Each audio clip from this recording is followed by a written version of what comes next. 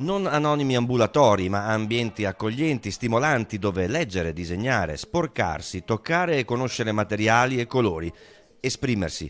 Con l'autismo si deve giocare d'anticipo appena viene riconosciuto. A Villa del Conte l'ULSS 6 Euganea ha rinnovato gli spazi per la cura dei disturbi dello spettro autistico nel centro Riobò, nome che cita una poesia di Aldo Palazzeschi. L'autismo in Veneto è in aumento, la diagnosi precoce, il giocare d'anticipo, l'unica soluzione. Perché sappiamo che se noi riusciamo a intercettare questa patologia il prima possibile, riusciamo anche a mettere in atto tutta una serie di procedure, tutta una serie di interventi che permettono anche di vivere una vita più normale possibile, ma di rallentare anche il decorso. La struttura accentra i vari servizi di cura che erano sparsi sul territorio, serve 162 pazienti dell'Alta Padovana.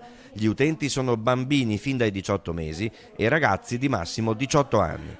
E quindi questo consente una riabilitazione e un inserimento nel tessuto sociale molto precoce, quindi con danni molto inferiori rispetto al passato. Il servizio è retto da un'equipe multidisciplinare composta da neuropsichiatra infantile, psicologo, logopedista, educatore professionale, fisioterapista, terapista della neuropsicomotricità e operatore sociosanitario. Agisce in rete con le famiglie, la scuola e con le altre istituzioni del territorio.